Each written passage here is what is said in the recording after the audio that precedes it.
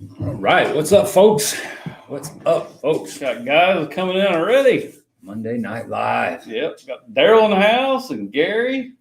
Holy crap! Go. Of them coming in. Go. People fired up. Yep. T. Harris and Tom. Hello, Bass. We got Jay in there. What's up, Jay? Jay, we might get Jay on as a guest. He was the Missouri State Bass Nation champion. Oh, yeah. Damn. Awesome. Yep. So I actually had a good conversation with him. Yeah. Last week. Definitely be a good one to get on here. Yeah, I'd like to break down just how he got to that state championship title and all that. Need to make sure when Joe gets on tonight, we got to get a hold of him about the background, man. Oh yeah, yeah. Well, if you can get you just got to get your logo to me, and I can. I know. I need to. I keep forgetting. Yeah, we're working on some kind of banner or something. We're gonna get a big banner across there. Other than the man cave, it still didn't fill all the holes from what we had back there. So and the beautiful holes. Yeah, there's a lot. It looks like somebody shot a rifle through the side of the wall. It could have happened. I mean, get them squirrels loose in the house. You never know. Got Larry Lee in here. Yep. Jay Basson. So we got an interesting guest tonight. You guys have probably not seen much of. Won a big tournament here just a little while back. A couple weeks ago, I think. Yeah. Yeah, it's gonna be fun. Did you do any fishing at all this week?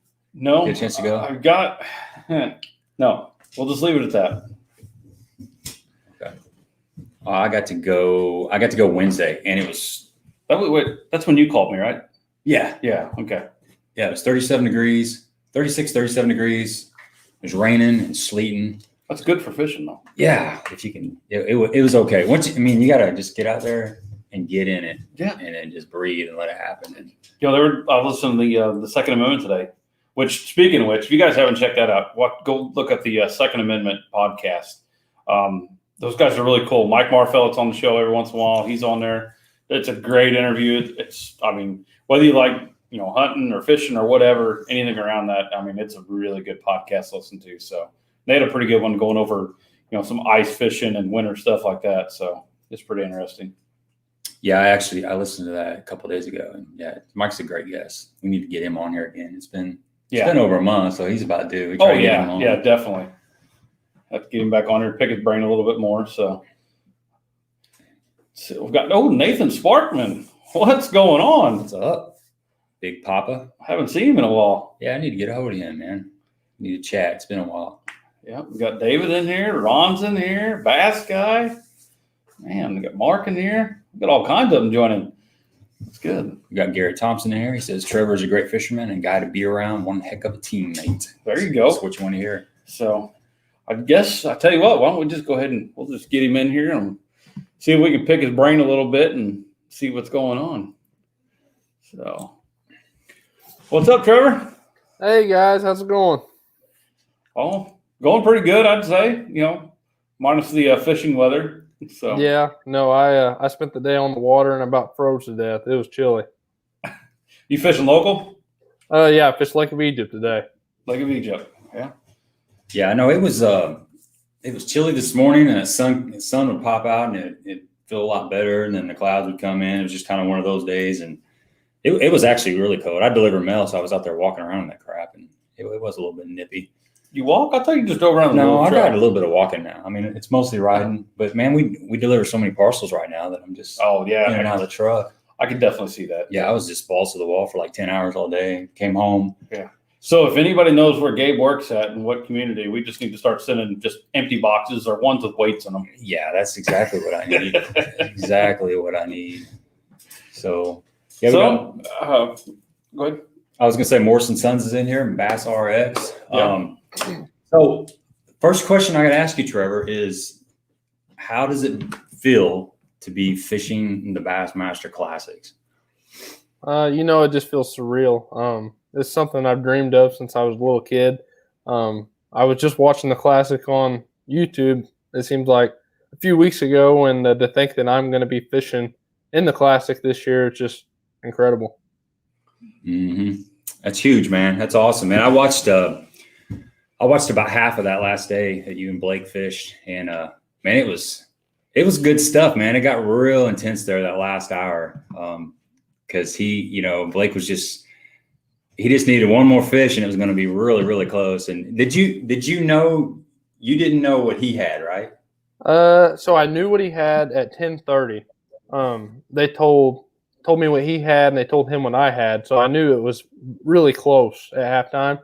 And I really didn't catch much in the afternoon, so I honestly felt like he beat me. I didn't have a clue, so it was super nerve-wracking for me. I'm sure it was fun to watch for you, but I was just a nervous wreck. yeah, because I heard you say several times, man. I know Blake caught him. I know he's got sitting over there like 14 pounds. I need to catch another fish. And he caught a big one too. I knew that he had a 4-pounder.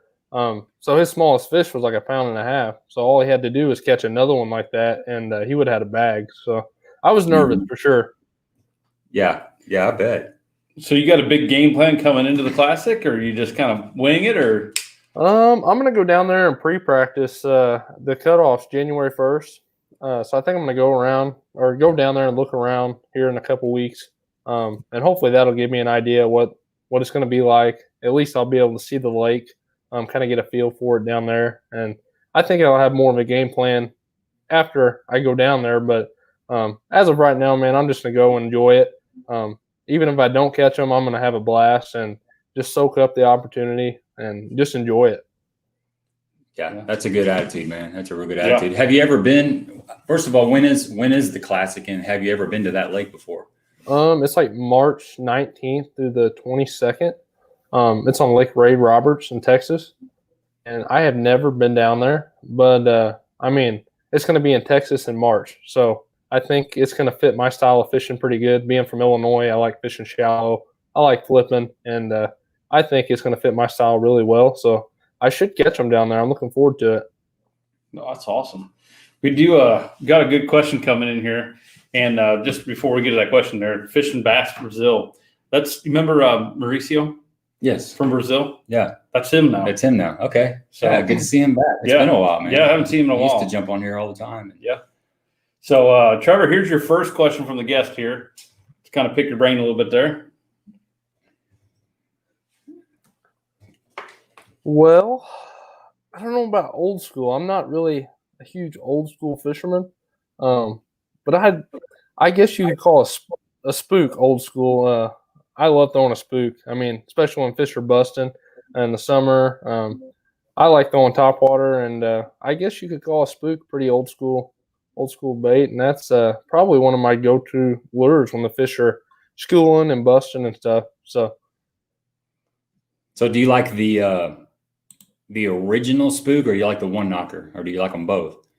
I like them both, but my dad, when I was a kid, he was just kind of supplying me with a bunch of baits to throw, and he gave me a bunch of the original spooks. As long as you change the hooks on them, I think they're great. Yeah. And some of the old ones they didn't have split rings on them. Yeah, you got to get a screwdriver out for those things. Right. Right. Yeah, looks like T. Harris wanted to know, is the university assisting you at all with the financial part of it? For sure. College fishing has grown substantially over the last several years, and there's a lot of universities out there who support their anglers financially. McKendree University is one of those. They they supply us with money for gas, food, hotels. They buy our fishing license. As long as you just go and fish with the team, and you don't, of course you got to buy some baits and stuff, but it's pretty much all paid for. You just go and perform your best and fish. And that's the great thing about fishing in college is you can just go have fun with your buddies. If you fish for a school like McKendree, you don't have to worry about spending a ton of money. It's all paid for. So it's a really good time. That's pretty cool. I didn't realize they went that far with it. I figured they'd help with a few tournament fees, stuff like that, but I didn't realize they went that far. That's awesome. Yeah, for sure. No, yeah, it is awesome. Like I said, it's a really good time. I just think of it as I get to travel the country, fish for McKendree, and they pay for my expenses, and it's really awesome. College fishing, like I said, it's grown. There's so many teams out there now, and so many schools offering scholarships and offering to pay for your way to travel, and it's awesome. So how many teammates do you have on the McKendree Bass team? We've got about 30 guys on our team. I know our coach tries to keep it about 30. It seems like if you get more than 30, it just gets a little crazy. And we've got a super competitive group of anglers. So if you got more than 30, the competitiveness, it'd be even higher than it is, which would be crazy. Yeah. Jay said he's 50 years old, but where does he sign up? Go back for his master's degree. It's never too late, exactly. Man. So how do you? How does somebody? Do they have a tryout for a college team? How does that work? How do you get on the team? So our coach does a lot of recruiting, just like any other sport in college. He recruits. He has some anglers reach out, or a lot of anglers reach out to him, and he basically sets up like a meeting where the coach will bring the angler, and they actually go fishing. So he'll bring the angler on the boat with him, and just kind of see how the angler is, and he'll show him campus, stuff like that. But that's really, that's how I went to McKendree. He just kind of brought me on, and we went fishing, and it just kind of hooked me there. But it's not really a tryout. It's just coach kind of takes you out and fishes with you, and kind of sees how good of an angler you are before he kind of accepts you onto the team. So we have 30 guys, and obviously the school can't pay for all 30 of us to fish every tournament. So in the fall, we have 6 qualifying tournaments. So there'll be 6 tournaments, and it's like a point system, just like any other tournament circuit. So we kind of take the tops and the points to all the tournaments. Every tournament we fish throughout the year, we'll take the top 6 to. Okay. Yeah, that makes sense. Yeah. That's a pretty cool deal, though. It is. It gets super competitive. I think we get more competitive fishing against each other than we do actually fishing in the big tournaments. It's really competitive. Oh, I'm sure, yeah. I'll say back when I was in high school, or we didn't have that chance, but yeah, it's grown a lot. I would say it's probably a good thing, because you probably wouldn't be delivering mail. I probably wouldn't be dealing with stone, but maybe we would. Yeah, who knows what would happen? It'd been fun. Would have been chasing our dreams, though, I guess. I'm just glad it's up and coming, and it's something that's out there for you guys right now. That's cool stuff. So, I got a question that says, what got you started in competitive fishing? So really it was my dad. Ever since I was a kid, like 5-6 years old, my dad, we fished tournaments together, and I've always just loved to fish. My grandpa used to take me every weekend, and we would fish together. I think tournament fishing is one of those things. If you've got it, you've got it. If you don't, you don't. And I guess you can say I've had it ever since I started fishing. I just, even like Tuesday nighters, Wednesday nighters, I just thrive by fishing tournaments. So I would say my dad really got me into it. That's pretty cool. Yeah, I think that helps a lot when you start a little bit younger like that, and you kind of understand, everything that's going on with the tournaments and stuff like that. For sure. So how do you get paired up with your team partner? So our coach. So first of all, you have to make like the top 6. Usually the top 6 always fish together on our team. So if you make the top 6, our coach kind of takes into consideration who wants to fish with who. But of course, you can't make everybody happy. So he kind of pairs the partners based on who he thinks fishes best with who, and who he thinks is going to pair the best. But like I said, if you really want to fish with somebody, usually he'll take into consideration what you want to do. Yeah, that's good. I guess naturally you're gonna jive with some folks better than others, so it makes sense to put you both together.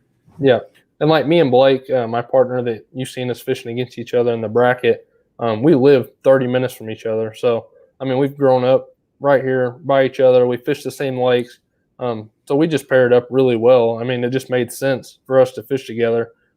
Being so close, and if we want to go fishing on the weekend, we just hop in the boat and go together. So it just made sense.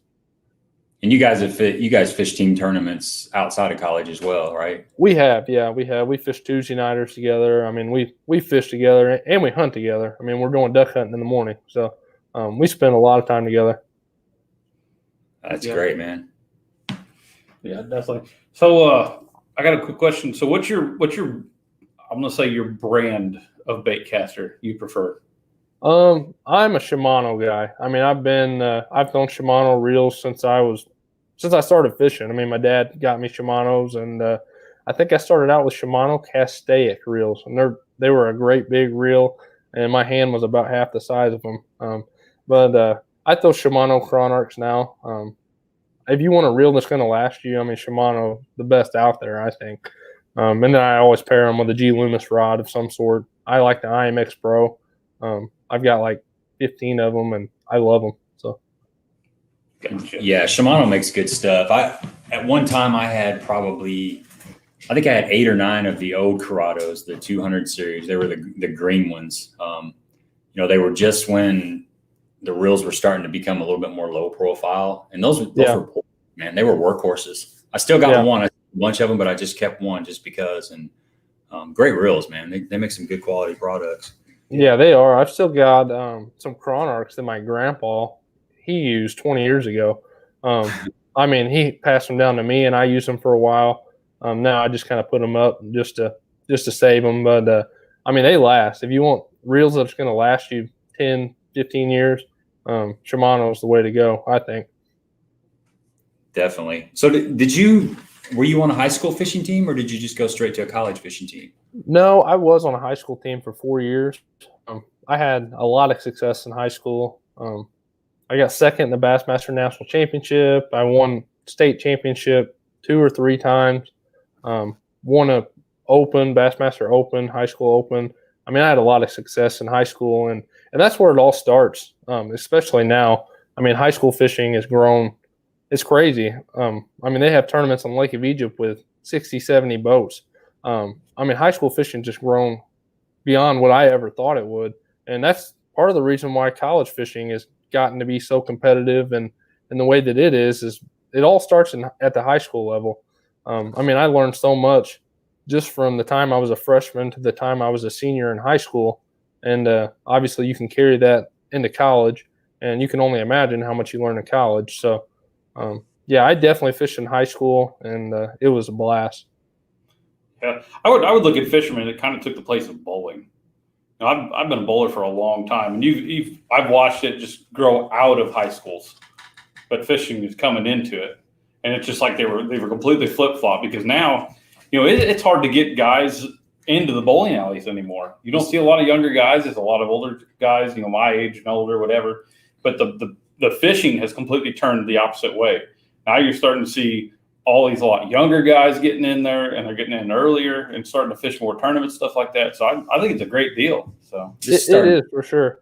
Live starting to sound like basketball live, talking bowling and fishing. That's a common theme on that show. Yeah, I played basketball in high school, and my senior year, I had to quit basketball. I was enjoying the fishing so much.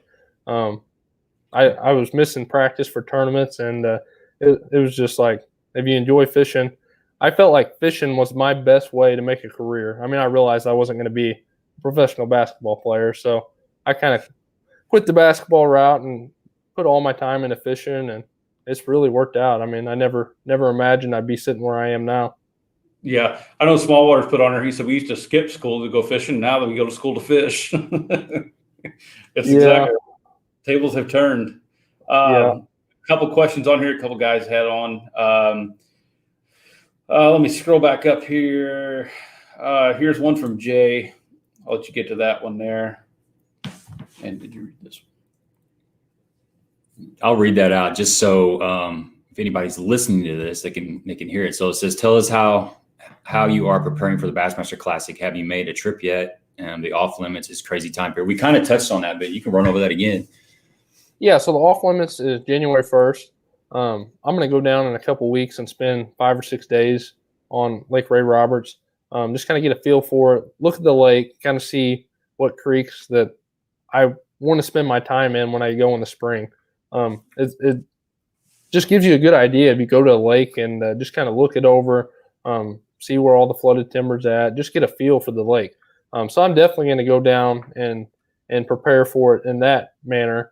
The biggest way I'm preparing for it now is just organizing my tackle, my rod and reels.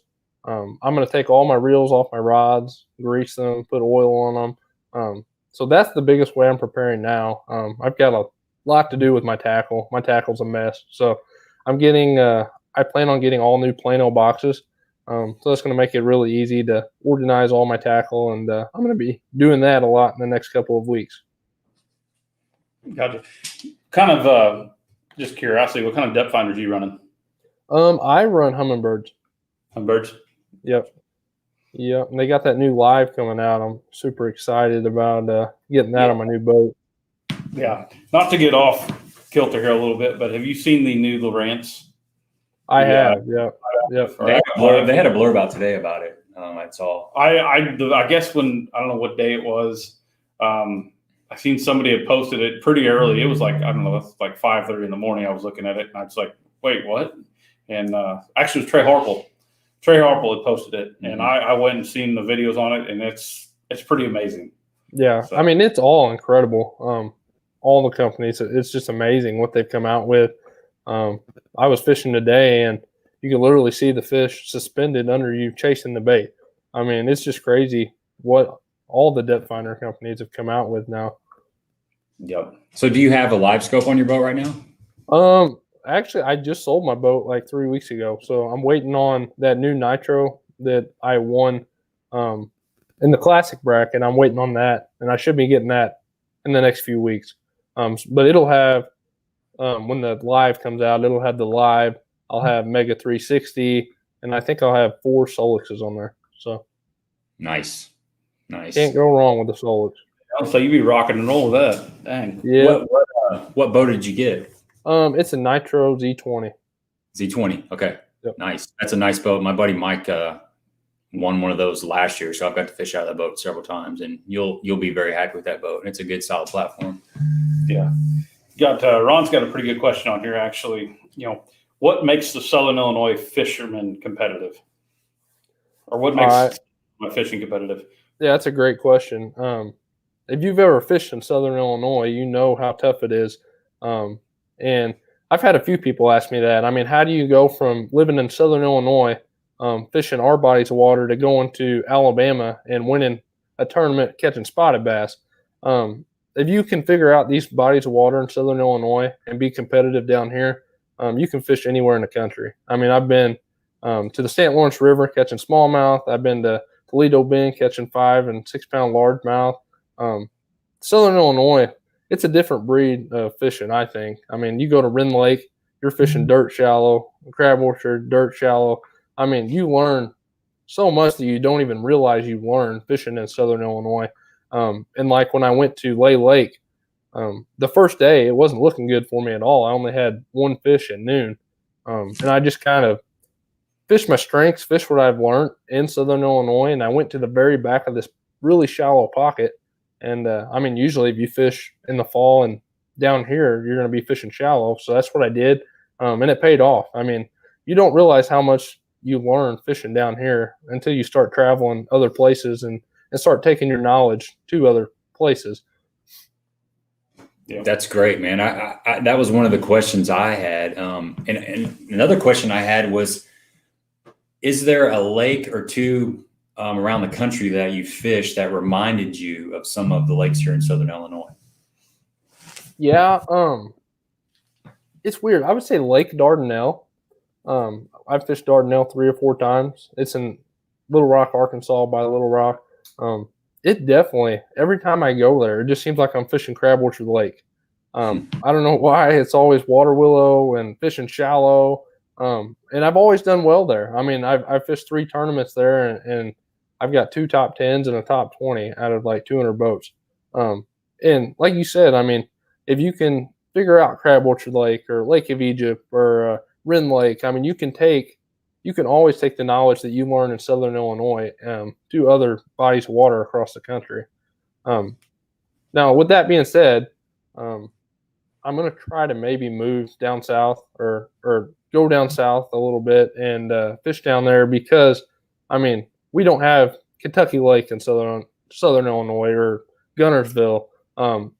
You do have a lot to learn with like we don't have current in Southern Illinois. So like in Alabama, we were fishing the Coosa River. In the morning, they were pulling a ton of current. That's when I caught all my fish. So it's hard to learn things like that being here. But that's things that you'll learn if you fish as much as I have in the last 6 or 8 years. I've been all over fishing, and that's just things you learn with experience. So I have learned a lot of that, but it would definitely help if I lived like on the Tennessee River or on the Coosa River or on a river, if that makes sense. Yeah, that makes total sense. That's kind of what my thoughts are. If somebody was to ask me that question, I would say the river system is probably what we're lacking here. Something like a big major river, and then also we do have the Mississippi that runs. Right. It's a little muddy. Right. It's a little muddy all the time too. I've always said Southern Illinois, in between Southern Illinois and Missouri, I'll say we have a wide variety of fisheries. Exactly. From the grass, and like you were saying, with Wren Lake, you got crab orchards. They're real shallow lakes. They're muddy lakes. You can go to like Kincaid. You've got a lot of steeper banks, deeper pockets, stuff like that to fish. We just have a real wide variety of things to fish, and I think it really does. Like you said, it helps us out. And then when we go somewhere else to wherever it may be, we kind of have a little bit of knowledge of what everything is, except for anything with current. I'd say another thing that we might not have around here is the real deep lake, say something like Table Rock, those highland reservoirs. It's got real deep timber. I mean, you could say that Devil's Kitchen is just a little touch of that, but a lake like Table Rock is that on a much grander scale. So I'd say that's another thing that we'd have to go to another part of the country to really figure out. Yeah. Right. Yeah. And that's probably where I struggle the most is when the fish are really deep like that. Just because, like you said, we don't have none of that around here. So I've never fished. I mean, if I was to go to like Lake Hartwell, where it's really deep and clear, I could probably figure them out, but I might struggle a little more rather than if I go to a shallower lake. So that's the biggest downfall. But if we go to a shallow body of water that fishes like it does around here, I usually do pretty well. Yeah. One guy had on here, wanted to know which one's harder to bass fish, Wren or Carlisle? I would say Carlisle. I don't know. Wren Lake, there's a lot of water that holds fish. It's just harder to find the fish. Carlisle is one of those lakes. There's not very many places that hold fish. Everybody's always on top of each other. I live on Wren Lake, so I would much rather fish Wren Lake. But I don't know. Carlisle's tough. They're both tough lakes, but I think Wren Lake's definitely easier to find fish than Carlisle. Yeah. So what's your actually, let me back up here. Jeff Clark sent me a text earlier today, and he wasn't going to be able to listen to the live stream, but he had a couple questions for you. And I told him, yeah, definitely, I'll ask him. He wanted to know, how do you break down a new body of water? Because you're having to do that. Yeah, that's a really good question. I don't have a set way that I do it. Usually you just go with your gut. Lake Master mapping is just incredible. The mapping that Humminbird has now. So usually I'll sit back and look at my mapping before I even get on the water. I'll look at GPS. I'll look at Google Maps, Google Earth. I look at things like that. And a lot of times I look for a major creek. Usually I'll find a major creek, and I usually start there. Because usually if you go into a major creek, you're going to find kind of where the fish are in that creek. They're either going to be in the back, on the mouth of it, or in the middle. Be somewhere, because usually a major creek's going to hold fish somewhere. So I'll kind of start there and then kind of work my way around the lake. But it depends on how much practice I have too. If I have a lot of practice, I'll just start on the upper end of the lake and just work my way down, and just kind of get a feel for the whole lake. But if I have a little bit of practice, I just kind of pick an area that looks good on the map, and usually you can win a tournament all over a big body of water. If you just kind of pick an area and break that area apart, usually you'll have more success than trying to run the entire lake in one day. Mm-hmm. Yeah, right. So do you spend a fair amount of time behind the wheel graphing, or are you just more about pulling up to and picking a spot and then just put your trolling motor down and covering water that way? Yeah, it depends on the time of the year. if it's like May or June and I'm on like Tennessee River, for example, if I'm on Pickwick, I'll spend a lot of time graphing. But if I feel like the fish are shallow, I'll spend more time fishing or looking around than I will graphing. Mm-hmm. Yeah, that makes total sense. Are you more of a moving bait guy? It depends. Earlier in the year, I like throwing a crankbait, or DT6, stuff like that. I'm a big jig guy. I like to flip. If the water's up in the bushes, especially, or if it's around the grass, I love flipping. So I would say I'm more of a shallow water. I like to flip, pitch, stuff like that. Yeah. Gotcha. So Jeff also wanted to know, how do you keep from fishing memories on a lake that you've been to, and do you think that can hurt you? I think it's helped me more than it's hurt me in the past. I mean, usually if you can find a pretty good area on a lake, like Lake Dardanelle, for instance, I talked about that earlier. I've caught them in the same area 3 years in a row. So a lot of times you'll find an area that area is just good for some reason. There's just something about it that holds fish. So, I mean, a lot of times memories have helped me more than they've hurt me. With that being said, like Lake of Egypt, I have a lot of experience on that body of water. So, like today, I fished a lot of stuff that have helped fish in the past that they just weren't on. So, I guess if you know a ton about a body of water, you could definitely waste some time fishing stuff that you've caught them on in the past where they're not at. Yeah, and I bet you realize how small some of these lakes around here fish after you've been on a 50,000 acre lake. For sure, yeah. It's hard to, we fish cedar a lot. We fish these little USA Bass and derbies, and you'll figure out a little pattern, but there's not a lot of places to run that pattern on those lakes. You run out of those places really quick. We're on a bigger body of water. You could run 5 miles one way, 5 miles the other way, and find several places that would fit that pattern. Right. And I think that's why we have such good fishermen in Southern Illinois as well. I mean, we're fishing bodies of water that are small. Like you said, Lake of Egypt, I mean, you put an English choice on Lake of Egypt, there's 70, 80 boats out there. And that's not a very big body of water for 70 boats. So I think that's one thing that's really made Southern Illinois fishermen better is we're not afraid to fish around people, and we figure out how to catch them when they're not biting. Yep. So you said you were a jig guy, and even Gary put on here, I was going to ask too. What's some of your preferred jig trailers? I'm a big Zoom Super Chunk. I like the big chunk if I'm flipping like a big jig, or the Super Chunk Junior. A Strike King Menace also works really well if you're wanting something small and compact.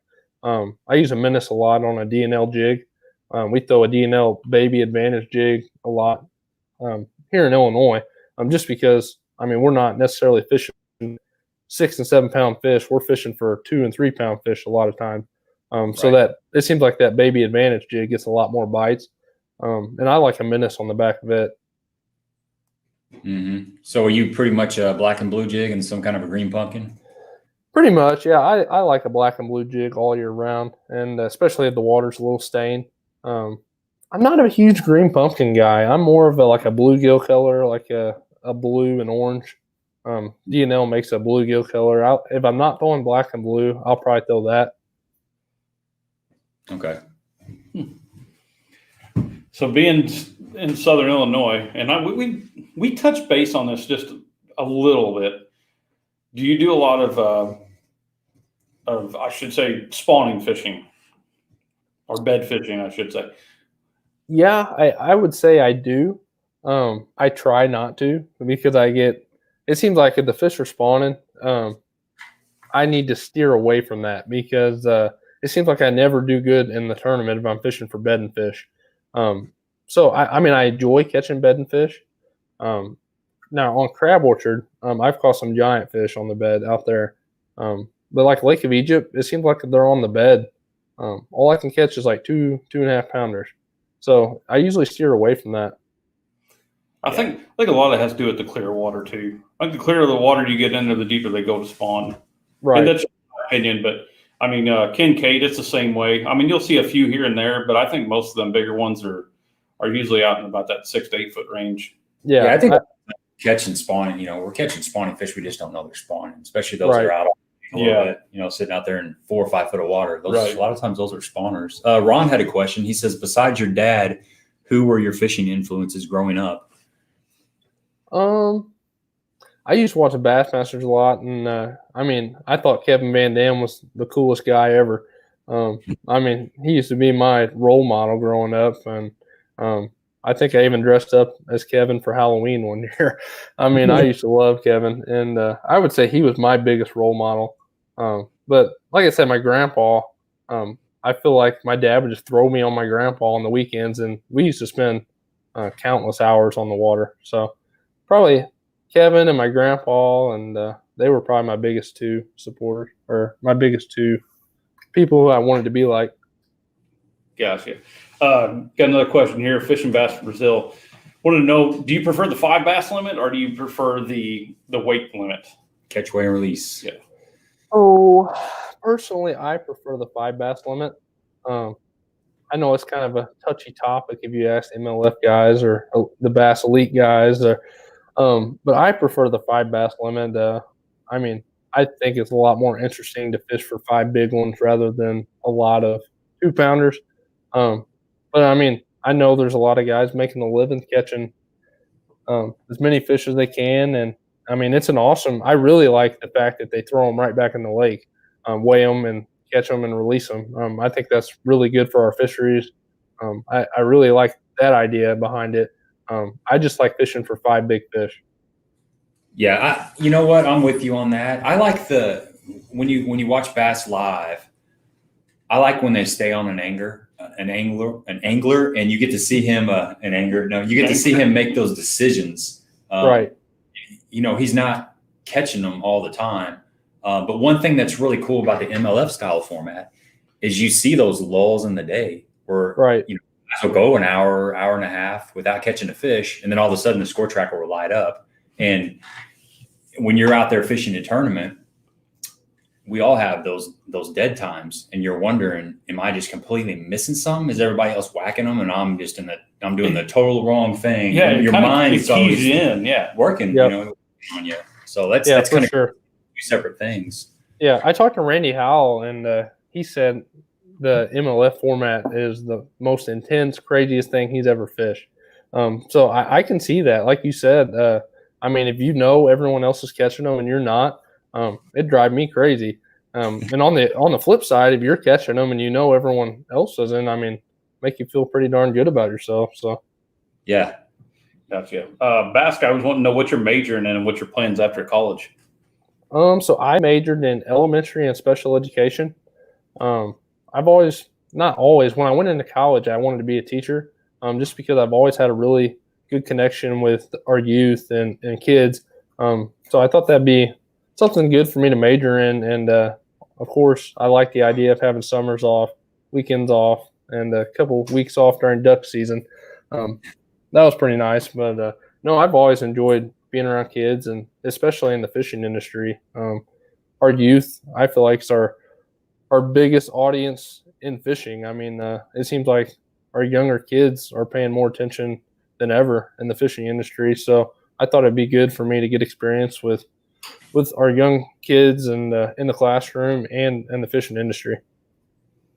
Yeah, you touched on something that I heard on a live stream recently with Matt Pangrack from Bass Talk Live, and he was talking about there's a mantra of growing the sport of fishing. You hear all these people talking about it, and his ideal was the way to grow the sport of fishing is to actually go hands-on with the youth, just like you mentioned with your grandfather and your dad. It's not so much about you can give all these kids the tackle and all the videos and stuff, but you need to spend the time and take them out on the water and teach them. And that's really how you grow the sport. Because if somebody watches a YouTube video and they're like, okay, I'm going to go out and catch fish on a jerkbait, they go out and buy a RC sticks, or if they got a lot of money, they're going to buy a Mega Bass 110. And they go a couple times and they don't get bit.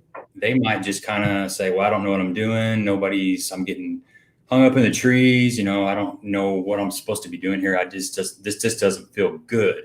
But take that same kid, give him the same tackle, and take him to the lake and spend some time with him and show him a little bit. And he's going to probably think that that's fun, and he's going to more likely keep doing that. So I think that's one of the ways you actually grow the sport of fishing.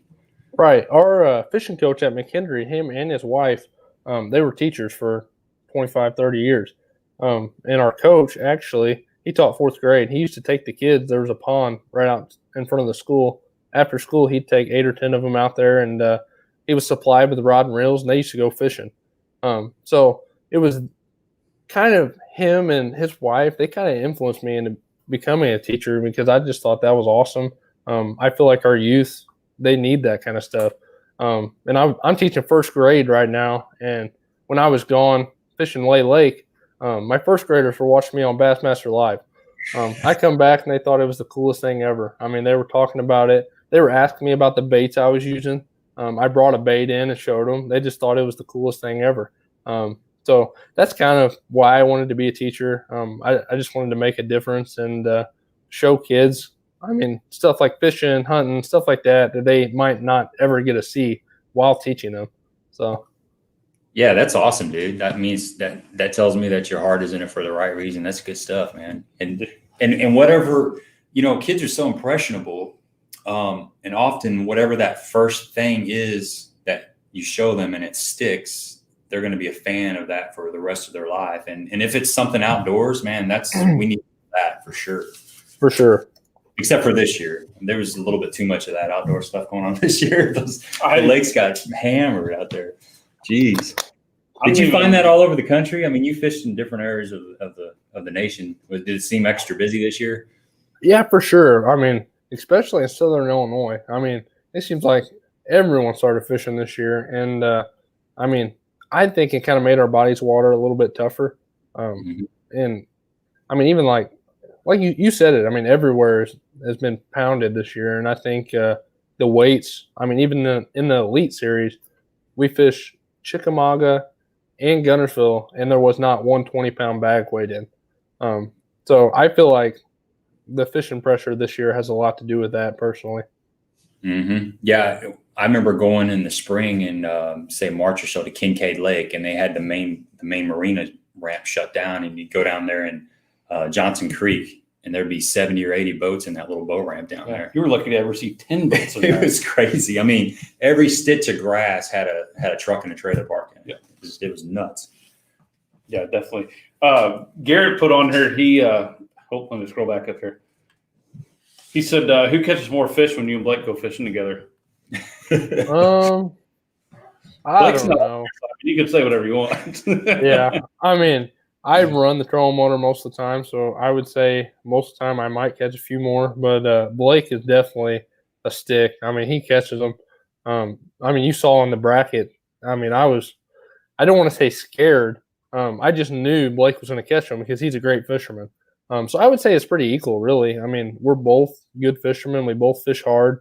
And if I'm throwing one thing, he's throwing another. So we're really just that perfect match between the two of us. And we both it just seems like we're always both catching fish. So that's a hard question to answer because you just never know. He might catch 4 or 5 in one tournament, and I might go the next tournament and catch all 5 of them. We're both great fishermen. We fish hard and we fish well together. So I don't know, Garrett. Sorry. Yeah, Blake's good, man. We fished some of the same tournaments. Blake and his dad Bobby, they're in those Wednesday nighters over there at Cedar, and they're always one of those teams that is going to bring in a sack. They're always up there in the top. So he's a good definitely a good fisherman. Yep. Coach said he's a teacher, so we need more. So I got a question real quick. We kind of touched on this a while ago, but what is your confidence bait when you're fishing and you need a bite? What are you going to pick up? It changes. It seems like I don't know. I've gone through these phases where you get confidence in a bait and it's like your go-to bait. And then it seems like that kind of dies and you get, I mean, it's always changing. There for a while, it seemed like a chatterbait. I throw a jackhammer a lot. And when that thing first come out, it seems like I could throw it. I could go throw it right now and catch 20 pounds on it. So for a long time, a chatterbait was just my go-to bait anywhere. And I think a lot of people that could say the same thing. When the jackhammer first came out, it was definitely one of those baits that you could go catch a fish anywhere in the country on. But I mean, I like a DT6. That's what I caught all my fish on at Lay Lake. If you're throwing a crankbait, the DT6 is one of the best crankbaits there is, I think. So. I agree. It's one of my favorites as well. Yeah. Jay had put on here, what's your plans for next year? Are you doing one more year of college for your master's, or are you looking for another avenue? Yeah, so I got my bachelor's degree after this semester of college, so I have my degree. I'm thinking about taking 3 online classes towards my master's. That'll make me eligible to fish a few college tournaments with Blake. But I qualified for all the Bassmaster Opens. So my entries are paid for all 8 Opens next year. Wow. So I'm going to fish all 8 Opens. I'm going to try to fish some Toyota Series. This has kind of opened the doors for me to kind of chase my dream and try to fish professionally. So that's the big focus right now. I'm going to try to make the Elite Series through the Opens, or maybe the FLW Pro Circuit through the Toyota Series. So that's kind of the goal for the spring, either make one of those, and I think I can do it. So, yeah, I think you can too, man. We'll be watching and pulling for you, man. That's the reason I was watching that bracket tournament. I'm like, there's 2 Illinois boys over there, man. I got to check this out, and it was good, man. I was pulling for both of you at the same time. Yeah, Ron wants to start. Ron wants to know when the Opens start. Oh, sorry. They actually have not released the schedule yet. They released the Elite Series schedule last week, so I'd say they're probably going to release it probably this week sometime, maybe towards the end of the week. But last year they started in January. I'd say they'll probably start January, February. They usually go down south, Florida, Texas, somewhere down there, for the first 1 or 2 events. Do you have any interest in fishing like Lake Fork or anything like that? Oh, I'd love to fish Lake Fork. I mean, I'm going to be traveling fishing everywhere, wherever. I mean, that's all I'm going to do is fish this spring. So you never know. I might get down there and fish Lake Fork. Got a couple guys through one of my sponsors who live down there. So we'll see. That's cool, man. That's what's cool about the position you're in right now. You're going to be mingling with so many people. You're going to get so many connections here and there throughout the country that, you'll be able to, like you said, you'll be able to know a couple people down at Lake Fork. If you're in that area and you've got some downtime, you can jump in the boat with somebody, or you can go out with somebody. That's one of the coolest things about fishing is it's kind of a small group of people. And as you fish more and more of the tournament scenes, you meet people and you make a lot of friends, which this is one of the things I like about the YouTube channel that we do. We've met a lot of different people. We met a lot of really cool people. You'll see them at the lake and they'll come up and say hi to you, and then you got a friend. And when you fish, I fished a lot of the BFLs. So you go to that tournament again, say in the LBL division, you go down to Kentucky Lake, you'll see some of the same guys, not just that season, but the following season, and you kind of just you get some new friends. It's a good time. Fishing is good about that. Yeah, for sure. Speaking of friends, Bass Guy, he wants to know how hard it was to fish against your partner in the classic bracket. Yeah, that's one of the questions I was going to ask him. Yeah, and I'm sure. So, the odds were not high at all for us to fish against each other. I mean, just to get there. So we won our state championship, the Illinois Collegiate State Championship. We won that on Kincaid. That qualified us for the Bassmaster National Championship. We fished the national championship against the best 118 anglers, college teams in the country, and got 4th. So you had to get in the top 4 to make the bracket. And we got 4, so we were 7th and 8th seed. So it was kind of the least likeliness of us to fish against each other because we were the last seed. And I mean, I didn't have any doubts. We did it. We were fishing against each other, and before I realized it, I was trying to beat my partner to make it to the Bassmasters Classic, and it was very nerve-wracking. It was a little upsetting, honestly, knowing that each one of us wanted to make the Classic so badly. And Blake, I've obviously spent a lot of time with him. I wouldn't have made it there without Blake. I mean, we qualified together to make it to the bracket. And now I was in the position trying to beat my partner. So, yeah, it was really hard. And it was hard to see Blake not make it to the Classic. But in the end, I mean, one of us had to make it, one of us had to lose, and we were both really good, accepting the fact of the matter that what happened. And I think Blake might even fish some of the opens. We're going to travel together and fish the opens together this year.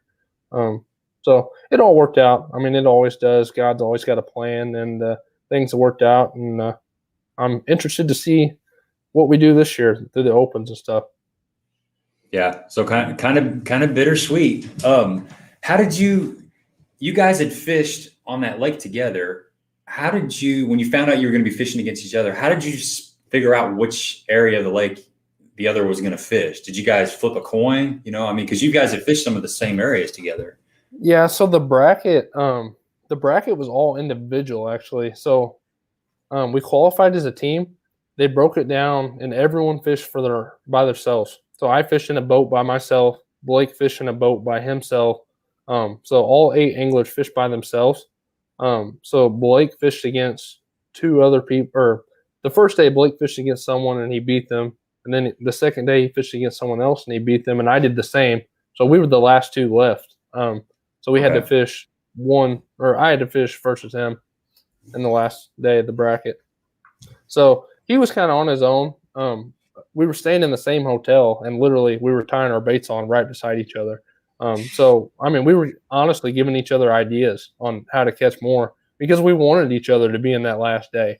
I mean, that was the goal. We didn't care if I made it to the Classic, he made it to the Classic.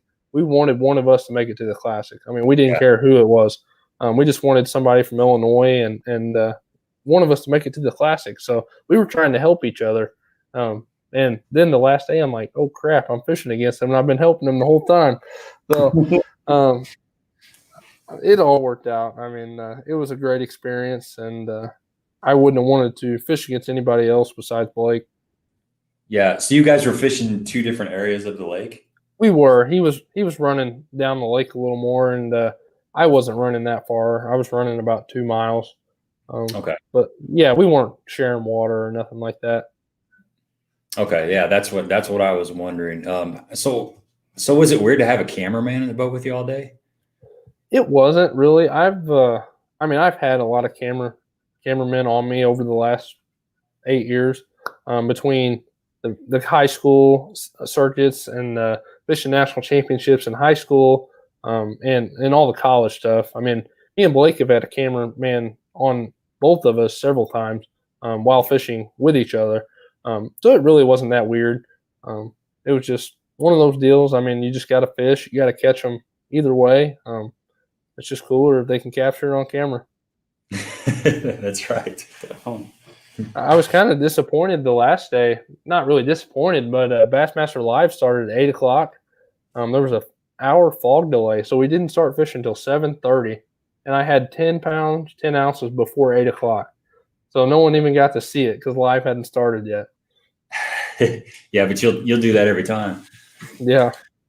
Definitely. It's a good way to start the day there. So Jeff had one more question. His question was, what bait will you pick up in the summertime when it's tough? I'd say a shaky head, just one of those baits that if it's tough, a shaky head with a little finesse trick worm. If it's that tough, that's just something that's going to catch fish anywhere. I mean, all throughout Illinois, all over the country, you can throw a shaky head when it's tough and catch fish. Mm-hmm. Definitely. That's a good little fish catcher for sure. For the finesse guys. Yeah, he's not a finesse fisherman. I'm not either. You guys will pick up a shaky head and this and that. I'm going to a jig, but right. Yeah. If it's tough, I'm throwing a 3/4 ounce football jig, and everybody else probably throwing a shaky head catching them. I'm just looking for that one big bite. Yeah, right. Exactly. Yeah.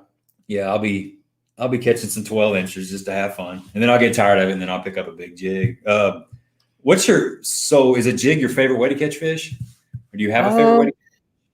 I just like getting them in the boat. Really, I don't care if it's on treble hooks, a frog, a jig.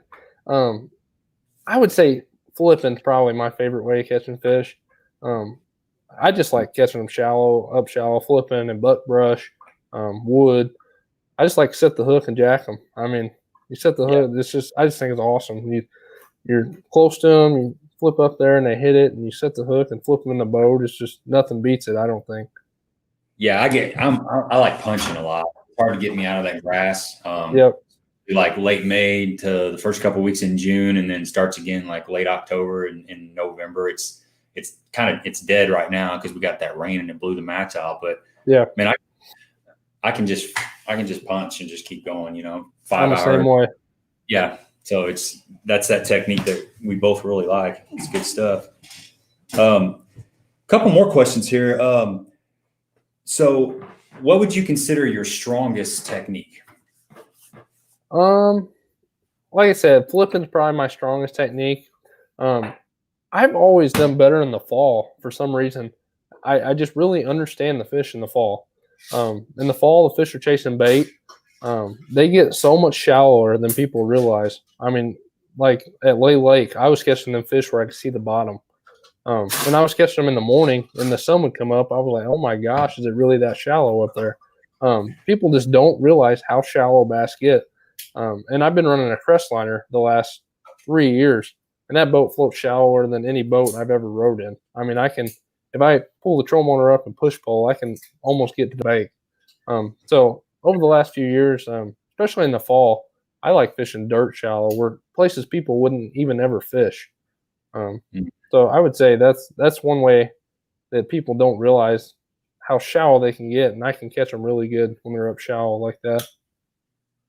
So are you flipping when you're flipping that jig up there shallow, or are you flipping a 3/8, a half, or? Yeah, 3/8. A chatterbait's really good when they're that shallow. When they're really shallow, you can catch them on a chatterbait or top water. I like throwing, especially in the spring. I'll throw a weightless Cinco, just Texas rig it, but don't put a weight on it. Just kind of drag it along in that really shallow stuff, and it catches them really good too. I've caught them at Crab Orchard literally.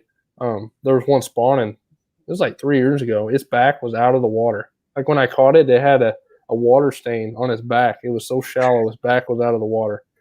I mean, yeah. So, what are some techniques? I just asked what's your favorite technique. What's a technique that you that you need to work on? There's some holes in your game that you're patching up right now? For sure, yeah. Pretty much a spinning rod I use for crappie fishing. I don't bass fish with a spinning rod.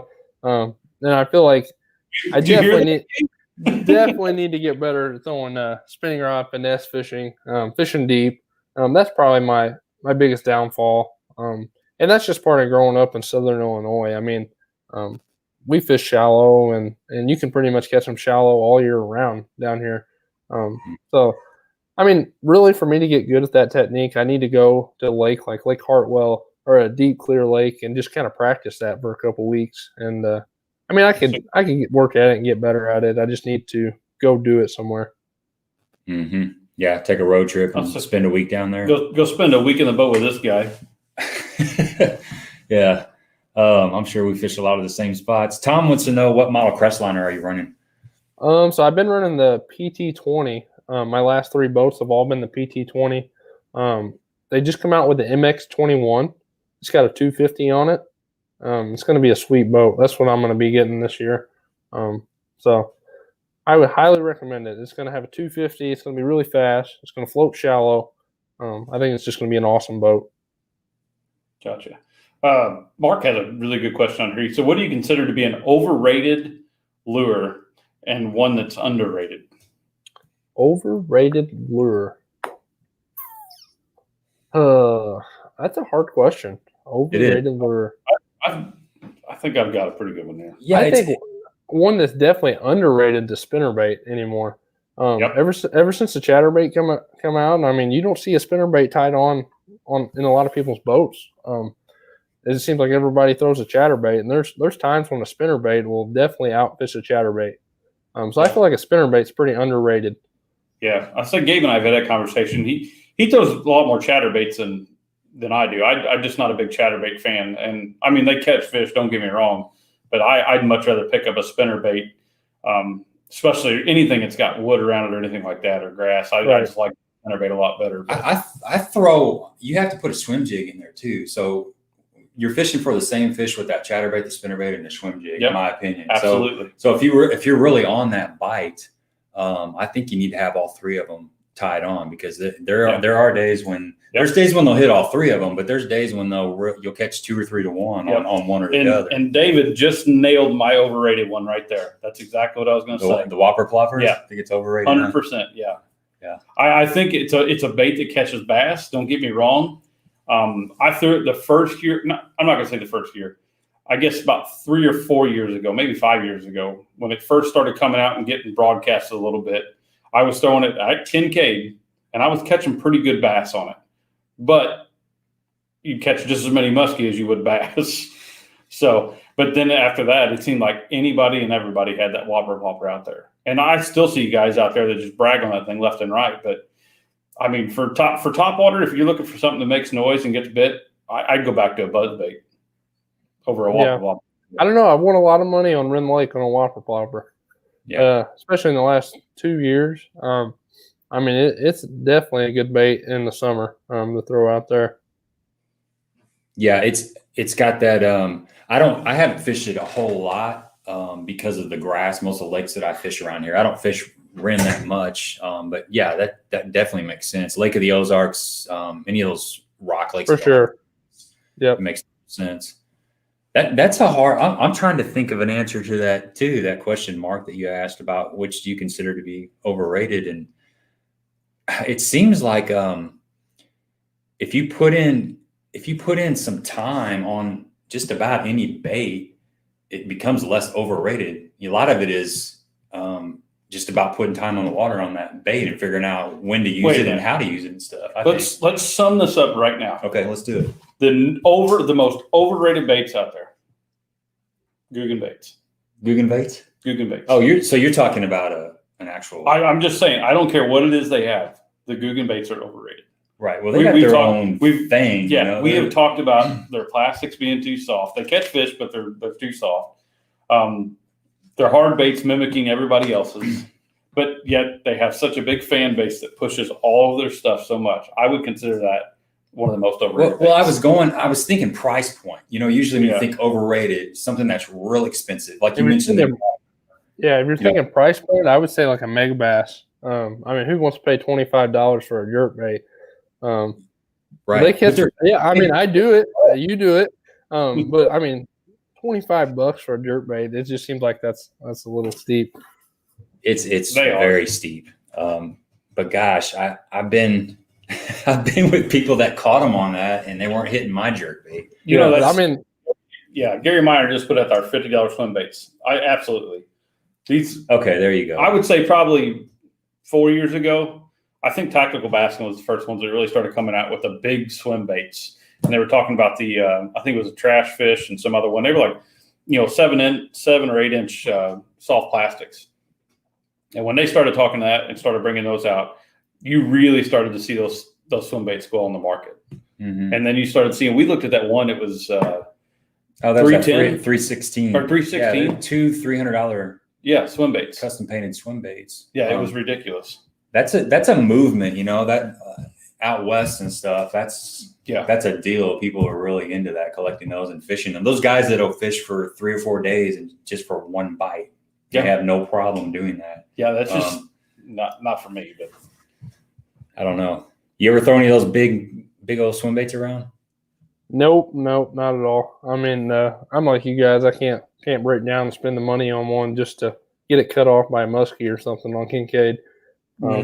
So yeah, no, I'll stick to my cheap ones, and I feel like I'll catch just as many fish.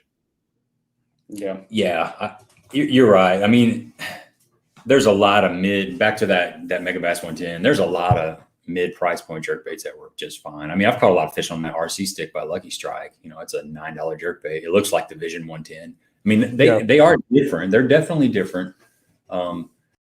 I think I think there's something about paying $25 for a jerk bait or $16 for a chatterbait that gives you confidence. It gives you confidence I don't. It's weird. It's a marketing ploy somehow. You know, maybe you fish harder, or you're really focusing on your cadence and stuff with that $25. You know where my $25 jerk bait went. So yeah, it's gone. Yeah, you never bought another one. No, I actually started fishing the 6 cents ones, which I've thrown that a couple times already this year, and I like them. Yeah, I think they're probably just as comparable to a Vision 110 as you're going to get. Yeah, Jay says he's a fan of the Lucky Strike, the RC sticks. Yeah, I've caught a lot of fish on both of them, and they both cast fairly well. It's just I think it's a lot of it's in your head. I really I'm sure it is. Yeah, I agree. Yeah. So, see if I got any more questions to ask you here before we let you roll. Oh, okay. I know something. What would you say your favorite lake is in Southern Illinois to fish? That's a couple question too. 5 years ago, I would have said Lake of Egypt. I mean, I grew up fishing Lake of Egypt, and that's where I spent most of my time at. The last couple of years, it just seems like it's gotten just brutal out there. I mean, I fished a tournament out there October 1st, had 8 pounds and almost got a check. So it's getting to be really tough, and I don't know what's going to happen when they shut the power plant down. So I would say Kincaid. I really, really like fishing Kincaid. I haven't spent a ton of time out there, but it just seems like the fish are always so healthy. You catch a lot of fish. I like fishing grass. I mean, grass lakes are always my favorite lakes, and the more I fish Kincaid, the more I really like fishing out there. Yeah, I'd say that's probably one of our top lakes too. That's I'm still kind of learning Kincaid. Yeah, you know, I've been trying to spend a little bit more time on it the last couple of years. Yeah, it's one of those like you get a little different variety there. You know, if you're one, like you said, the grass, you know, we love fishing grass, you know, whether it's frog or punching, stuff like that. But if you want to go fish, you know, standing timber, you got plenty of places to fish standing timber in that lake. Right. If you want to fish bluff walls, you can fish bluff walls with deeper drop offs and stuff like that. Or if you just want to go fish shallow water, you can go up north and fish up that way. And it's dirtier water, not as clean. So I think you get a real wide variety of ways to fish there. And I think that's what a lot of people like over there. Right, and you can catch a 6, 7, 8 pounder. I mean, any day. There's big in there. Yeah, and 3 pound crappie too. There's some big old crappie in that thing swimming around. Yep. Yeah, and now the flatheads have made a return over there, so they're everywhere now. I don't know where those come from, but yeah, those things there's a lot of those in Cedar too. Yeah, for sure. Well, I guess that's all I got for you guys. If you're on here listening, you got any more questions for Trevor, go ahead and put them out there. Trying to see if I missed anything. I think you summed up all that. I got a lot better idea of how the college thing works now. So I appreciate you coming on and kind of breaking that down. Because no problem. There, but it was still kind of new to me. Yeah, I didn't realize they did that much. That's pretty cool. So. Yeah, I mean, if you look at like the Jordan Lees, Matt Lee, I mean, the bracket that I won, I think like 6 of the last 10 people who have won it are fishing pro right now. So a lot of the pros are fishing in college, and you get to do what the Elite Series guys do, but it's all paid for, basically.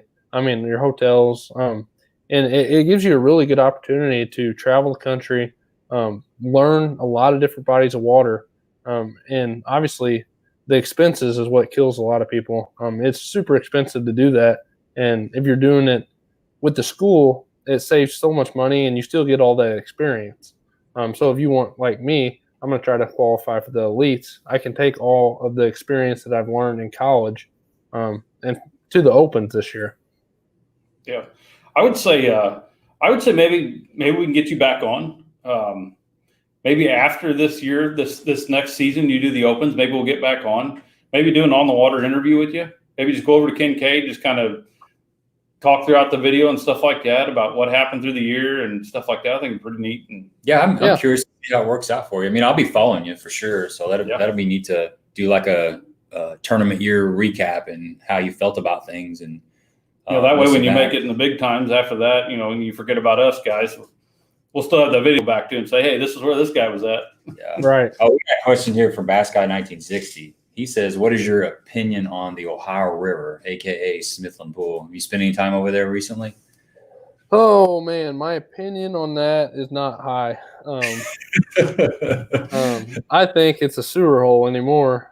It used to be like 20 years ago. It used to be really good. My dad used to fish it all the time, and I grew up fishing out of Golconda a lot on the Ohio River, and it just seems like it's just gotten terrible. I fished a tournament out of Paducah. It seems like 2 months ago, and it only took 7 pounds to win. There was like 90 boats, and 7 pounds won. That's tough. Yeah. I know. No, we got our tournament schedule here 2 years ago because we were having the same problems. It was just hard to. You see a lot of. I think the last couple of times we fished there, maybe like you just said, about 7, 8, 9 pounds of winning it. Yeah. Much. No, it's just gotten really tough. I don't know if it's the Asian carp. Personally, I think like they used to have they have a lot of tournaments out of Lust Creek, and a lot of people walk through. They bring all those fish back into the Ohio, and I don't know if that helps it. I don't know if that helps things or what's going on, but it just isn't the fishery it used to be. And it seems like a lot of fisheries are like that. I mean, look at Kentucky Lake. It's definitely not the fishery it used to be, and I don't know why. It's just not. Yeah, man, it's hard to say. I know Gunnersville has been through a slump. A lot of these destination lakes, there's natural ups and downs. Lakes will go through a couple of years of bad spawns, and then you'll see that a couple of years later it'll fall off. But the fishing pressure, just natural variances in the water quality and the grass and things like that, cause lake cycle. But yeah, the Asian carp doesn't help either. I mean, that's definitely a link between the Ohio River and the Tennessee rivers, those Asian carp, and they're down in Chick too. I fished a regional down there, the BFL regional, like 5 years ago, and I was throwing it. A guy I was with was fishing bluff walls, and I was kind of stuck out here in like 35 foot out in the channel. I was fishing out the back of the boat, and so I was just throwing a half-ounce swim jig and letting it fall and just slow rolling it. I was just trying to catch a spot or something. I don't know. And I had this big like a 30 or 40 pound Asian carp follow my swim bait. It looked like a whale coming out of the deep abyss. It just kind of revealed itself. And that was one of those silver carp. And that was 5 years ago, 6 years ago. So, they've been in there. Anything that's touching the Mississippi is going to have Asian carp in it eventually. It's unfortunate, but the good thing is they're starting to put some energy and funding towards eradicating some of that stuff before it gets into the other lakes and ruins them. Kentucky Lake was kind of like a litmus test, I guess, unfortunately, and they seen how it took a destination lake, and now nobody wants to go there. I mean, I know people that have sold their houses that they had on Kentucky Lake, and they've hit the road. They're done with it. Would you want to be some things jumping around? No, but the fishing is, it's coming back. But I know guys that are really good fishermen that, they go over there and work hard just to get a few bites. And it used to be. And I think Kentucky Lake, one of the key factors that's really hurt it too is they kill all the grass. True. Like 8 years ago, you can go down past the Danville Bridge, and there would be just mats. All of them islands were just full of matted grass. And they sprayed it all, killed all the grass. And grass is really important to any ecosystem. And if you kill it all like that, it's not going to be good. So I think that hurt. The fishing pressure, they've had so many tournaments down there. And I've seen a couple tournaments that have killed hundreds of fish. And that definitely doesn't help. So. Mm-hmm. Yeah, I know Mark on here said the Kaskaskia was the same way as Golconda. It used to be they used to have tournaments there all the time. U.S. Bassin was down there all the time fishing, and now it's I don't even think they have the tournaments down there anymore, do they? Not that I remember. I don't think they do. They used to have a Thursday nighter there, but I doubt it. It's just kind of overtaken with those carp. Yeah, and that's the same way they were going down there. I think it was last year, the year before. I think they went down there, and it was you'd be lucky to catch like 2 or 3 pounds. Yeah, it was just terrible. Rick's got a question here. He wants to know if you've ever fished Lake of the Ozarks. Yeah, I fished Lake of the Ozarks quite a few times.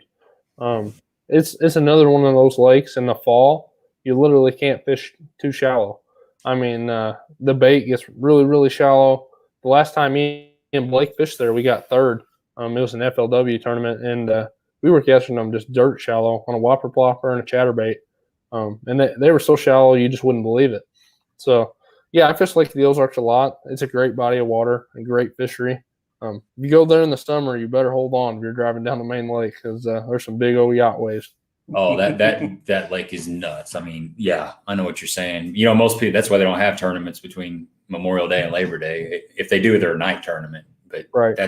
that lake is big when it gets out there rocking. You got 40, 50, 60 foot, you know, cigar boats out there running around with, you know, triple 350s on them. You're in your little 19, 20 foot boat and it's just gone. It's nuts. It's very scary out there. Yeah, definitely. So Hank, we got one more question from Hank. He says, what do you believe separates you from the rest of the classic field? I don't know. I don't think anything really separates me as far as ability to fish. I mean, all of them guys are there for a reason. They're all just absolute hammers. But I've definitely got the drive and the want to do good. I would say one big thing that separates me from a lot of guys, I have a lot of faith in God. I feel like everything happens for a reason. I feel like God's the only reason I'm where I'm at today. So I think my faith is one thing that separates me from a lot of guys. And I think God's going to continue to bless me. There's no doubt in my mind. I mean, He's the reason I'm where I'm at now. I mean, things have happened. I could talk about it for hours, but there's so many things that have happened that it just hit me. I mean, God just showed me that it was His presence, and He's the reason why I'm here. And I think that's one thing that certainly separates me from the other guys. That's good, man. That's good. Yep. Good stuff. Really good stuff. All right. Well, that's a great place to end this. Yeah, that definitely. Doesn't get much better than that, man. But yeah. It's great to meet you, man. We got several people on here that are going to be following you, and they wish you the best of luck representing Southern Illinois, and not just the Classic, but in the Opens and stuff. And I'll be following you. Greg will be following you. Yep, so definitely, we'll be pulling for you. I said, we'll hit you up at the end of the season, and then kind of do a recap and kind of revisit on some stuff like that. And I think it'd be a neat little show to go over and kind of see where you're at. Yeah, and I might see you out there in the water. You know, and, who knows? Yeah, so. And anybody down in there, I've got his Facebook account already linked in the description down below, along with his Instagram too. Is there anywhere else I need to follow you? No, Facebook, Instagram. I'm working on some stuff with YouTube, but if you follow me on Facebook, Instagram, you'll be able to see that stuff. We're working on something big for this year on YouTube. So, I'm looking forward to that. Cool. Yeah. Cool. So all right, man, we'll let you go. And like I said, best of luck out there. Stay safe and catch them, man. Just catch them. Yeah, I appreciate you guys having me on. I really enjoyed it.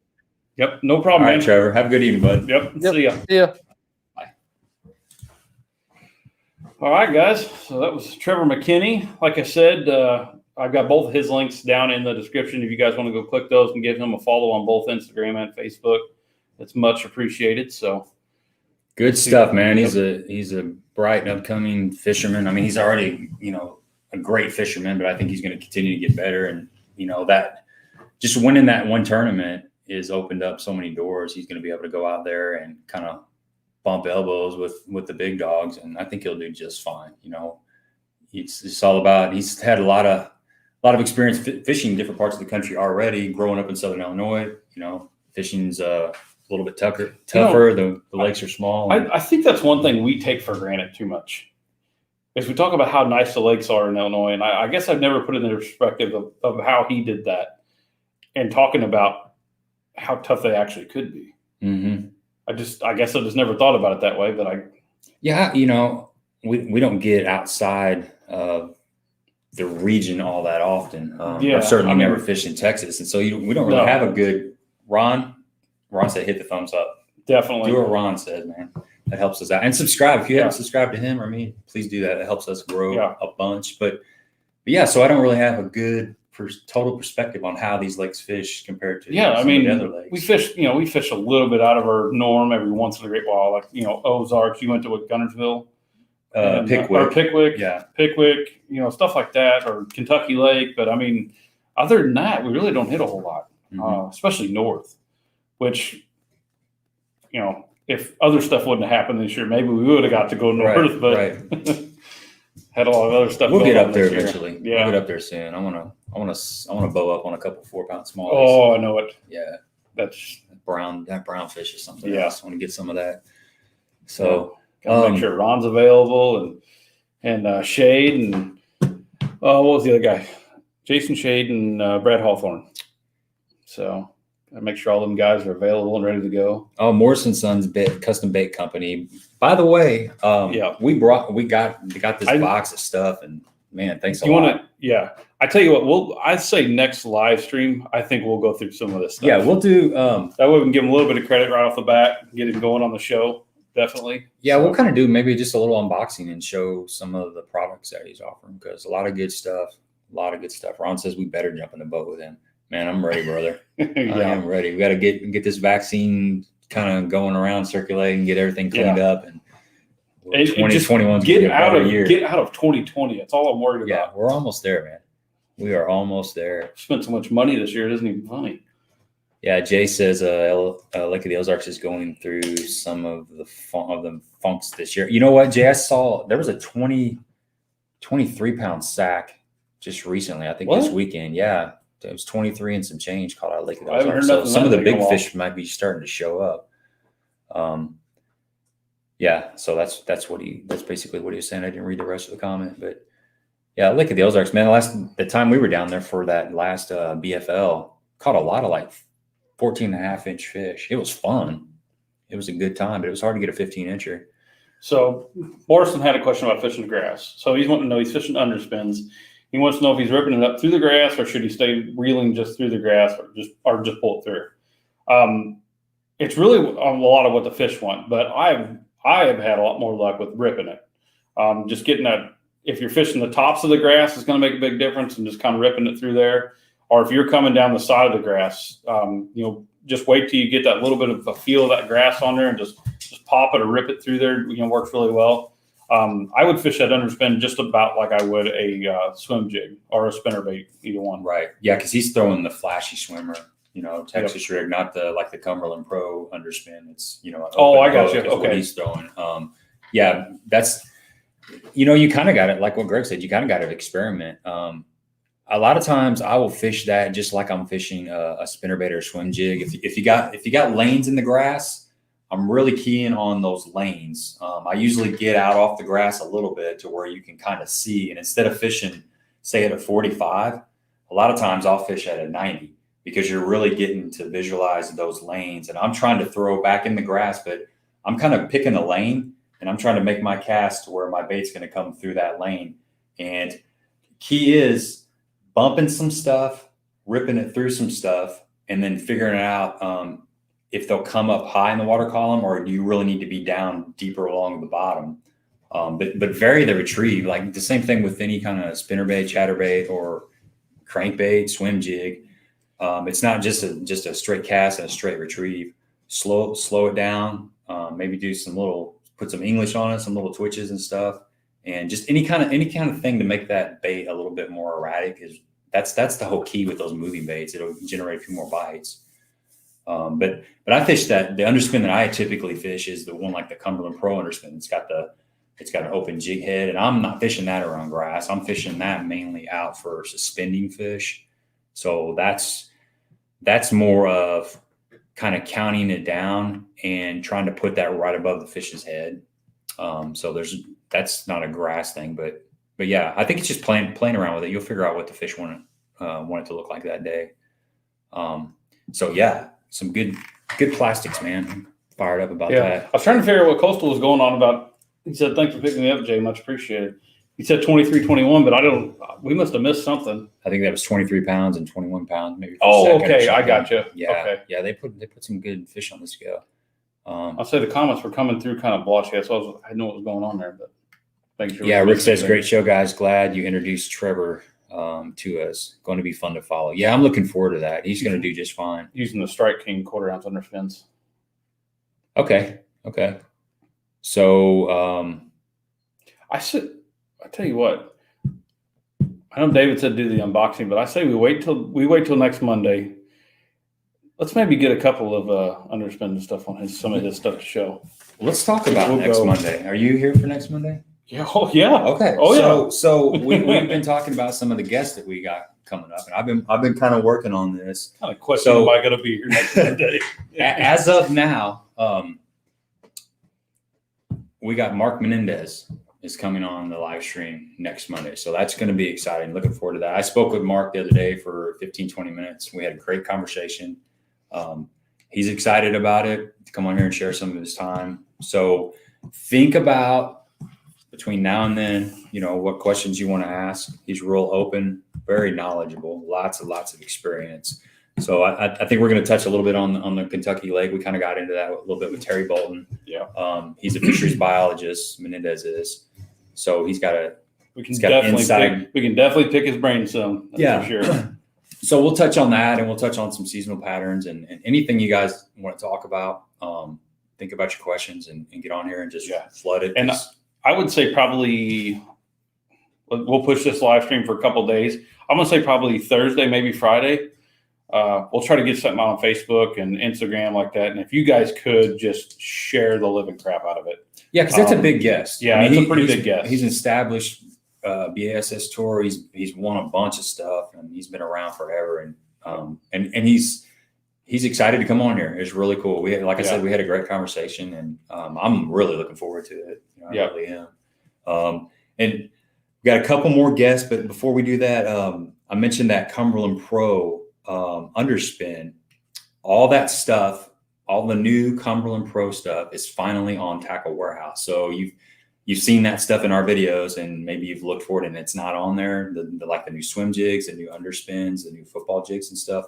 All that stuff is up on the Tackle Warehouse site. I think they posted that last week, so you can get up on there. And they're having that 25 days of Christmas sale now. Mm-hmm. So each day there's a new product on there. And then, anytime they have what they just had the sale not too long ago, the 20% off. Yep. That's there's a lot of opportunities coming up, the Black Friday sale, a lot of opportunities coming up to get you some kind of discount, but it's good quality stuff. I think you'll like it. I've been catching a lot of fish on that underspin, man. I'm digging that thing. It's something that I got tied on all the time. And so another guest that we got coming up really soon is Bass Geek. If you guys don't know who Bass Geek is, you can check him out on YouTube. He's been doing it for quite a while. Yeah. I talked to him last night for about an hour and a half. We talked for a long time. It was a great conversation. So he's excited to come on here and spend some time with us. And then we'll get Mike back on after that. Yeah, we'll get Mike. We'll have Mike back on here.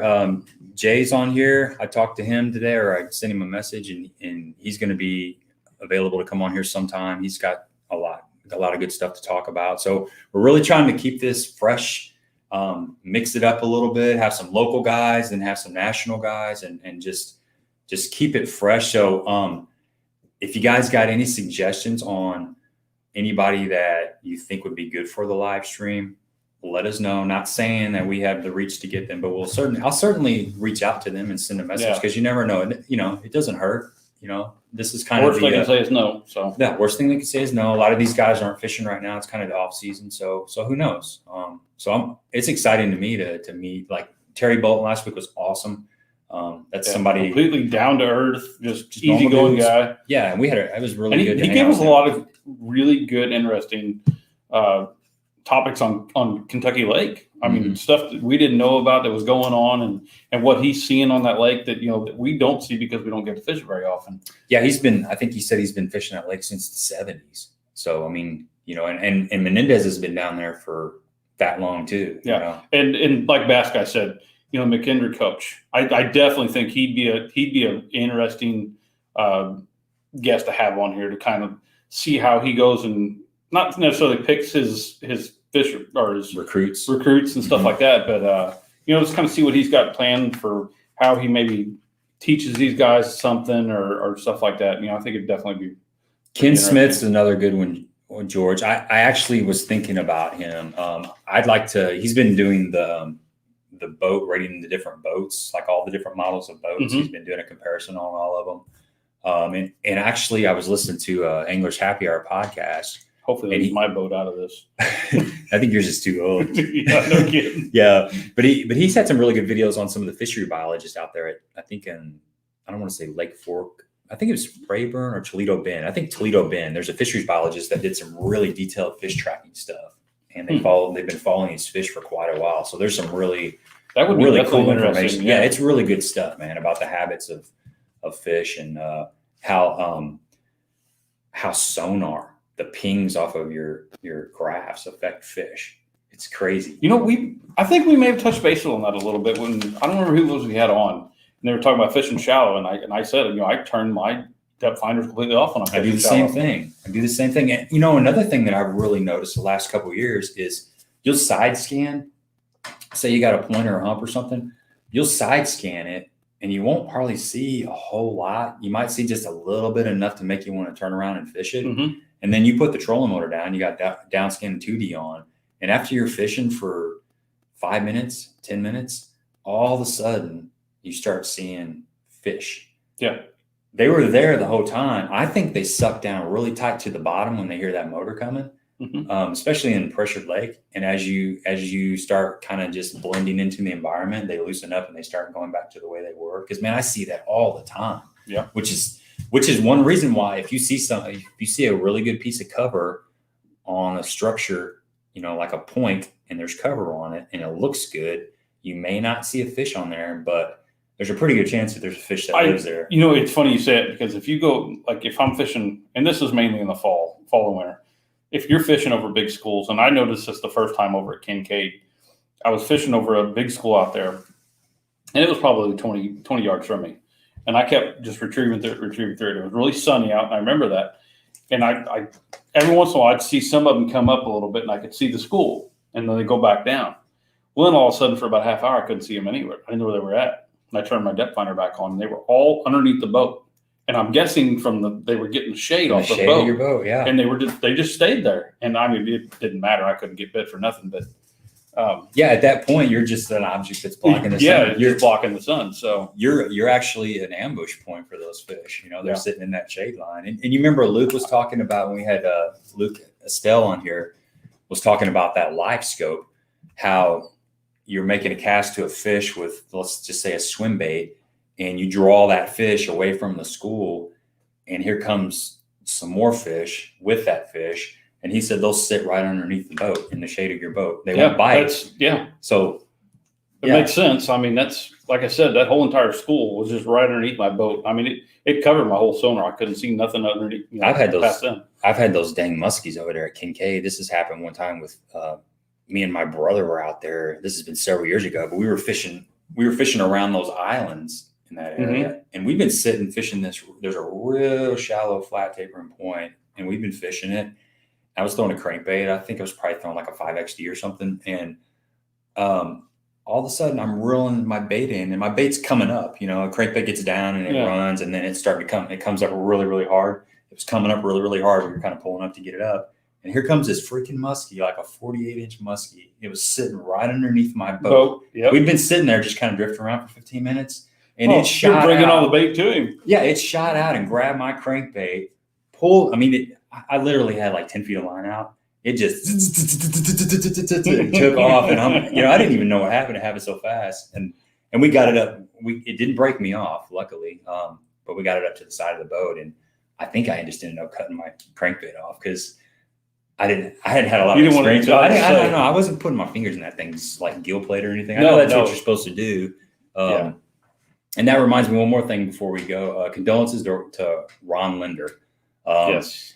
As soon as I said muskie, I'm always thinking about In Fisherman magazine and the In Fisherman TV shows. That's stuff we kind of grew up with. Yeah, stuff we grew up, with, and they were always catching those northerns and those muskies and the walleye and all that. And Ron DeRosa was on here. I don't know if he's still on here, but he's met the Linders and stuff up there, and we need to have Ron back on here sometime. Yes, and talk about some of those stories, because he's had some really good stories from the North Country and the Northland, and everybody likes to hear good stories. So yeah, definitely. But yeah, George, I'll try to reach out to Ken Smith, see how that goes, and maybe we'll talk to Trevor and see if the McKinney coach John is a possibility. That'd be a good show to listen to. Yeah. We got Mike Russell would be great. Bag 5 Baits. Works with Strike King, customized colors, and talks to the pros weekly. That's good, Jay. I'll say that. I've seen that a while ago. Yeah. I haven't met Mike, but I'm familiar with Bag 5 baits for sure. They've been painting baits for quite a while. So yeah, I might talk to you, Jace, if we can. Maybe I can get his number, his contact Ron used to information. work for the lenders. Ron worked for the lenders. That's right. I knew you had contact with them. So I'm sure you got some pretty good stories about that. I'm sure all those guys up there, they were a staple up there in that neck of the woods. So just a big loss, man. They influenced so many fishermen. You know? Oh yeah. Like I said, we grew up watching that. I mean, that's the Lindy rig. I mean, that was their deal, you know. Big time stuff. Just that was pretty much, I think, where I first started learning to throw crankbaits. Yeah. Yeah. I remember fishing a jig worm and the outside grass lines and the tubes. The tubes, yeah, tubes are huge, man. Big. Yeah, just a lot of stuff, and they were multi-species too. They weren't just bass fishermen. You know, they'd always do the walleye too. Walleyes, smallies, just everything. Those guys are dialed in, man. So good stuff. And there's actually there's a Bass Talk Live, guys. If you get a chance to go find this, it's well worth it. There's a Bass Talk Live that's probably, I want to say it's like, it might be 3 or 4 or 5 years old. It might be in their archives, but they had Ron and Al on there. And you talk about a bang up show, man. It was hilarious. They pretty much just took over the show. It was before Panger was on there. So Jeffries was on there, and I can't remember who the other co-host, actually Panger might've been on there. But anyway, they got on there and they just started talking. They just took over the show. It was hilarious. They were talking about wanting to fish one-on-one with Kevin Van Dam. And, you know, they were he was in his late 70s or something. And he's like, I think I can take him. And he was, it was good stuff, man. They were cutting up. Yeah. Ron said Ron invented the R-bends for the spinnerbaits. Wow. Did not know that. I didn't know that. Pretty cool. Great deal. All right, man. So let's get off here. Next week, guys, if you get some time, please join us. We got, like I said, Menendez is going to be on here. And please, be a great show. Like I said, share it as much as you possibly can. But like I said, with this being a big guest, we like to get it out there as much as we possibly can. Show them some love. Yeah, show them some love. You know, get our channels out there farther. We'll start getting even more guests on here, so it really helps out. Yeah, we're trying to grow this as big as we can, and we need you guys to help us along the way. So, but great stream tonight. Thanks for coming along, and we will see you next week. All right. See you guys next Monday. Peace.